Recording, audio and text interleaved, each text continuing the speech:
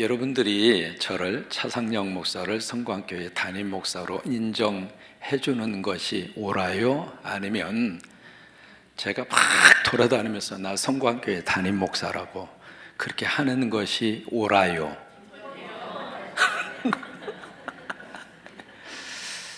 근데 오늘 본문의 말씀을 딱 읽으면서 무슨 생각이 드느냐면 거꾸로 돼 있어요 지금. 그러니까 성도들이 사도 바울을 사도로 인정하고 목회 현장을 그렇게 지금 인정해 주는 그런 분위기가 아니라 사도 바울이 앞에 딱 서서 나 사도라고, 나 성광교회 담임 목사라고 제발 좀 인정해 달라고, 그런 분위기의 모습, 그것을 우리가 본문 속에서 우리가 읽을 수 있습니다. 이게 지금 어떤 상황이냐면은 바로 교회 안에 여기 이제 바울파가 있고, 그 다음에 무슨 파가 있어요? 아볼로파가 있고, 그 다음에 무슨 파가 있어요? 게바파가 있고, 이게 다 지금 파별로 이렇게 지금 디바이드 서로 지금 나누어져 있거든요. 그러니까 무슨 상황이 이제 벌어지느냐면 이 바울파에 속하지 않는 이 두 그룹의 사람이 있는 사람들은 바울을 지금 어떻게 평가하고 있느냐면 평가절하하고 있습니다. 아이 바울 무슨 사도야, 예수님의 12제자의 명단이 없잖아. 바울 에이 외모에 볼품도 없고. 여러분 바울 경전이라고 하는 여러분 잘 모르실 겁니다. 그런 자료가 있는데요, 그 자료를 보시면은 사도 바울의 외부적인 체형에 대한 모습이 거기에 기록이 되어 있습니다. 젊었을 때부터 여기가 소갈머리가 없었고요, 그리고 코는 들창코였고요, 그리고 키는 아주 왜소하게 짝이 없었고요. 그러니까 성경에서도 그게 나오잖아요. 편지는 참 당신 편지로 봤을 때는 힘이 있는데 직접 만나보니까 별 볼 일 없었다, 그런 표현이 나올 정도로. 그래서 사도 바울에 대해서 아주 평가절하하는 거예요. 말도 어눌하게 하고, 또 하나 지병도 못 고치면서 무슨 놈의 남의 병을 고친다고 그래. 그런 분위기, 그런 모습이 다른 파에 속한 사람들이 바울에 대해서 평가하는 거예요. 또 하나 무슨 분위기가 지금 교회 안에 있는가? 그러면 이 바울파에 속해 있는 사람들은 바울을 어떻게 이야기하고 있는가? 아이 바울 이 시대의 위대한 종, 가는 데마다 교회 개척하고 선교하고, 기독교의 역사 속에서 바울처럼 그렇게 위대하게 쓰임받은 인물이 있으면 나 보라 그래봐, 뭐 그러면서 바울을 너무나 과대 극찬하고 있는 거예요. 마치 하나님처럼. 그런 분위기 속에서 오늘 고린도전서 4장 1절의 말씀을 주시고 있습니다. 자, 한번 본문으로 가셔서 뭐라고 말씀을 하고 있는가 같이 한번 읽습니다. 시작. 사람이 마땅히 우리를, 자 보세요, 여기 사람이 이렇게 돼 있어서 이 본문을 오해하는 거예요. 이 사람은 누구냐면 고린도 교회 교인들입니다. 그러니까 당신들은 그 말이에요. 사람이 하니까 일반적인 모든 사람을 통칭한 것처럼 우리말 번역이 그렇게 되어 있습니다. 당신들은 그 말이에요. 고린도 교회 당신들은 누구를? 우리를. 여기 우리가 바로 누구일까? 바울도 포함되어 있고, 그 다음에 누구예요? 후임자로 온 아볼로도 포함이 되어 있고, 예루살렘에서 큰 기독교회의 큰 하나의 기둥의 역할을 하는 피로, 베드로도 포함이 되어 있고, 다 포함되어 있는 거예요, 우리라고 하는 단어 속에. 그러니까 우리를, 그 다음에 중요한 것이 마땅히라고 하는 단어입니다. 그 단어를 여기에 강조하고 있는 거거든요. 마땅히 우리를 어떻게 당신들이 취급해야 하는가? 첫째, 무엇으로? 자, 1절에 누구의 일꾼으로? 그리스도의 일꾼으로. 일꾼이라고 하는 것은 영어로 서번트라고 그래요. 종이라고 하는 뜻이에요. 주의 종이다 그 말이에요. 원래 이 종이라는 단어의 뜻은 저 밑에 고대 사회에 배가 움직일 때, 배가 지금은 다 엔진으로, 증기로, 전기로, 원자로로 그렇게 해서 이제 배가 움직이지만은 옛날 고대 사회에서는 배를 저 밑에서 막 노를 저었어요. 노예들이. 그 사람들을 가리켜서 여기에 종이라고 하는 단어를 쓰는 거예요. 가장 밑에서 뼈빠지게 일하는 사람, 그 사람들이 여기에 나오는 이 단어거든요. 그러니까 나는 예수의 종이라고 하는 거예요. 그리스도의 종이라고 하는 거예요. 그러니까 당신들은 마땅히 우리를 그리스도의 종으로 여겨야 할 것이다. 이것은 선택이 아니라 당연히 그렇게 해야 할 것이라고 요구하고 있는 겁니다. 우리는 그리스도의 일꾼이다. 우리는 그리스도의 종이다. 그 말이에요. 우리는 하나님도 아니고 하나님일 수도 없다. 왜? 나를 그렇게까지 우상화시키느냐 이 말이에요. 그래서 당신들은 마땅히 우리를 그리스도의 일꾼이요, 그 다음에 두 번째 뭐라고 여겨야 할 것인가? 하나님의 비밀을 어떻게 한 자? 맡은 자로 여길지어다. 이 비밀이라고 하는 것은 영어로 미스테리라고 그래요. 미스테리라고 하는 말은 신비하다 그 말이에요. 신비하다. 그러면 여기에 맡았다 그 이야기는 누군가가 맡긴 거잖아요. 여기에 맡은 자라고 하는 것은 위임받았다 그거예요. 그러면 이 하나님의 비밀이 무엇일까? 우리가 고린도전서를 통해서 우리가 배우고 알고 있는 것처럼 하나님의 비밀은 바로 복음입니다. 예수 그리스도입니다. 여러분, 이 복음은요, 하나님께서 알려주어야 복음으로 나에게 와닿아요. 감추어져 있습니다. 모든 사람이 다 알고 깨닫고 오는 것이 아니라 여러분, 이 새벽 우리 자녀들이 이렇게 올 수 있다고 하는 이 자체가 비밀입니다. 이 새벽에 주무셔야지 왜 지금 여기 와 있느냐고. 이게 다 복음의 비밀 아닙니까? 예수 안에서 주시는 하나님의 놀라운 천국의 비밀이잖아요. 깨달은 자에게는 축복입니다. 깨달은 자에게는 은혜입니다. 그래서 새벽을 깨우고 같이 나와서 기도하고 그러는 거예요. 이 하나님의 비밀을 맡은 자로 여길지어다 이 말이에요. 두 가지입니다. 바울은 자신을 향해서 속해 있지 않는 그룹에서 막 바울을 평가철하하고 사도권이라고 하는 것을 인정하지 않는 그들에게 우리가 누군 줄 아느냐고. 우리는 그리스도의 종이다. 나는 예수의 종이다 그 말이에요. 우리들은 예수의 종이다. 또 하나, 우리는 어떤 사람들인가? 하나님도 아닐 뿐더러 또 하나 평범한 인간이 아니다. 우리는 하나님의 비밀을 맡은 자다. 여러분 모두는요, 하나님의 비밀을 맡은 하나님의 귀한 자녀들입니다. 여러분 안에 하나님의 비밀이 있습니다. 우리 친구들 속에 하나님의 비밀이 있습니다. 그래서 기대가 되는 거예요. 하나님의 축복하실 거예요. 비밀은 아무한테나 주는 게 아닙니다. 특히 하나님의 비밀은 아무한테나 주는 게 아니에요. 그래서 2절 말씀이 그래서 따라오게 되는 거거든요. 2절에 같이 한번 읽습니다. 그리고 맡은 자들에게 구할 것은 충성이니라. 임직표에다가 꼭 기록하는 말씀이잖아요. 여기 맡은 자가 누구일까? 비밀을 하나님으로부터 맡았잖아요. 그 맡은 자들이 하나님이 뭘 요구하시는가? 충성. 이 충성이라고 하는 것은 영어로 faithful이라고 하는 단어를 써서 믿을만 해야 된다 이 말이에요. 비밀인데 그 비밀을 아무한테나 주겠습니까? 탑스크릿이라고 그래가지고요, 국가의 최고의 기밀은 소수의 몇 사람 위에는 그 비밀에 접근할 수 있는 권리가 없어요. 그러면 땅의 비밀도 그렇게 취급을 하는데 하늘의 비밀이란 말이에요. 하나님의 비밀인데 그 하나님의 비밀을 아무한테나 주겠어요? 그만큼 하나님이 여러분들을 사랑하십니다. 그만큼 우리 친구들을 하나님이 축복하십니다. 그래서 그 하늘의 탑시크릿, 그 비밀을 하나님이 우리 친구들에게 맡겨주셨고 여러분들에게 맡겨주셨어요. 우리는 그 하나님의 비밀을 맡은 자로 우리는 충성하는 거다 이 말이에요. 충성이라고 하는 이 말을 다른 말로 우리가 이야기하면 신실함이에요. 신실함.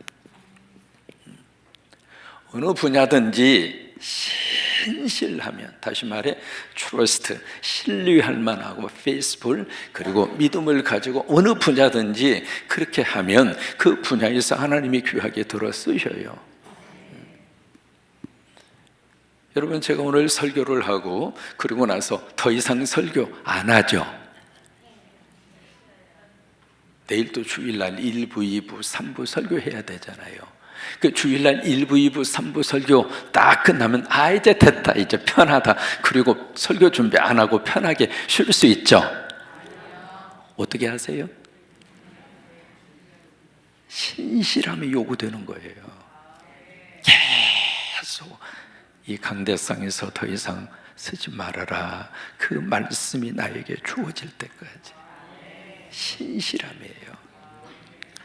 작년 5월 달에 우리가 100개 십자가를 세우고 우리 교회가 11개 나라에 100개 우리가 십자가 세웠잖아요. 친구들, 로비에 가면 거기에 쭉 교회 이름이 나오잖아요. 그 교회가 우리 친구들에게 앞으로 큰 미래의 디딤돌이 될 거예요. 그래서 100개 십자가 딱 세우고 나서 너무 행복해서 우리 월명 체육관에서 셀러브레이션을 했잖아요. 그때 우리 장로님들이 각 나라 국기를 들고 쭉 나올 때요, 제 가슴이 벌렁벌렁했어요. 야, 하나님이 하셨구나. 참 하나님이 저렇게 하셨구나. 그리고 나서 무슨 생각이 들었느냐면, 하나님, 저 이제요 목회만 열심히 할게요. 십자가 100개 됐으니까 이 정도로 만족하고, 하나님, 나 이제 더 이상 안 하고 목회만 신경 쓸게요. 여러분, 십자가 하나 세우려면은요, 여러분들은 헌금하시고 기도해 주시지만 저는 책임진 목사로서 그게 완성될 때까지 사실은 계속 관심 갖고 기도해요. 그래서 하나님, 나 이제 이 정도 됐으니까 그냥 저기 합시다 했는데, 세상에 그만두기 뭐 그만둬? 지금 113개, 이번 주에 114개 헌당합니다. 그리고 지금 줄줄이 사탕으로요, 십자가 세우라고 헌금한 것이 모아진 것만 해도 지금 1억이 넘습니다. 하나님은 그걸로 끝내고 싶지 않는 거예요. 계속 하고 싶은 거예요. 신실함이고 그리고 충성이에요. 이야기를 거꾸로 말하면 바울의 입장으로서는 내가 맡은 자로서 헌신하고 충성을 했는데 왜 나를 사도로 인정하지 않느냐, 그 말이에요. 또 하나, 바울파라고 하는 그 그룹에 속해서 왜 나를 하나님처럼 그렇게 생각하고 그런 식으로 나를 대하고, 아니다.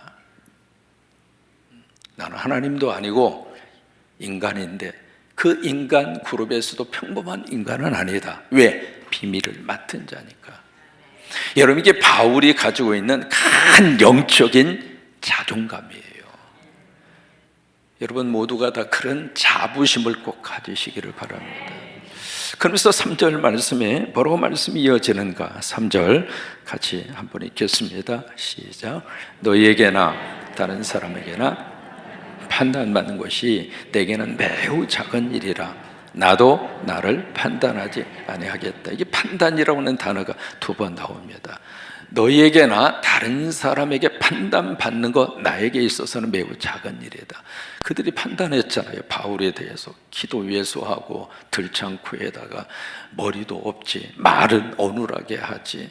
그래서 판단을 하잖아요. 평가를 하잖아요. 그 남들의 평가에 대해서 바울은 어떻게 생각하는가? 나 그거 작은 일로 여길 거야.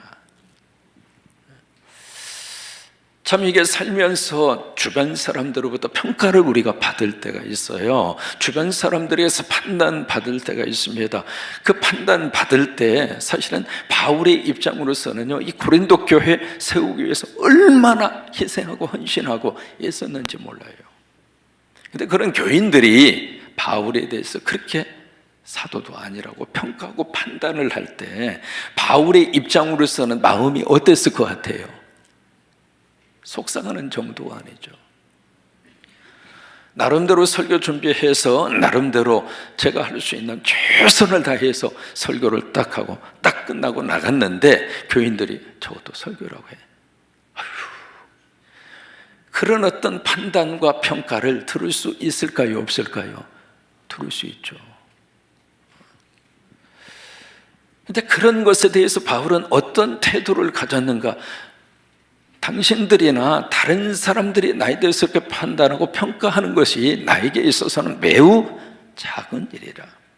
다시 말해, 나 신경 쓰지 않겠다 이거예요. 나 거기에 대해서 별로 신경 쓰지 않겠다. 사람이 다른 사람의 판단과 평가를 받으면서 그대로 사람이 우왕좌왕하잖아요. 그러면 이것도 안 되고 저것도 안 돼요. 옛날 목사님 초등학교 시절 다닐 때 거기에 도덕 교과서에 나온 이야기예요. 아빠하고 아들이 거기에 이제 노새를 이렇게 끌고 가는데 아빠를 당나귀 위에다가 태우고 아들이 앞에서 고삐를 딱 잡고 아버님을 모시고 이렇게 가는 거예요. 그런데 동네 오기를 딱 지나가는데 동네 사람들이 딱 보네. 애 죽여. 무슨 놈의 애비가 지는 편하게 가고 자식 놈은 앞에서 고삐 가지고 끌고 가라고 그래. 그래서 이제 아빠가 가만히 들어보니까 그렇거든. 그래서 이제 바꿔 탔어. 그래서 이제 아들이 타고 아빠가 앞에서 끌고 가는 거예요. 어느 동네를 지나가는데 노인정에 앉았던 그 어르신네들이 저 애비, 저 버릇없는 녀석 말이야, 불효자식, 어떻게 애비를 앞에서 고삐를 끌고 가게 하고 지가 타고 가느냐고. 들어보니까 맞잖아요. 그래서 어떻게 했어요? 야, 같이 타자. 같이 타. 그래서 이제 아빠하고 아들하고 그 나귀를 같이 탔어요. 타서 이제 같이 이렇게 가는데 어느 동네 가는데 동네 사람들이 저 나귀 잡아먹어라, 잡아먹어. 어떻게 저 나귀를 아빠하고 아들이 같이 타고 그렇게 갈 수 있느냐고. 그러니까 가만히 생각해보니까 맞아요, 틀려요. 맞잖아요. 어떡하라는 거예요?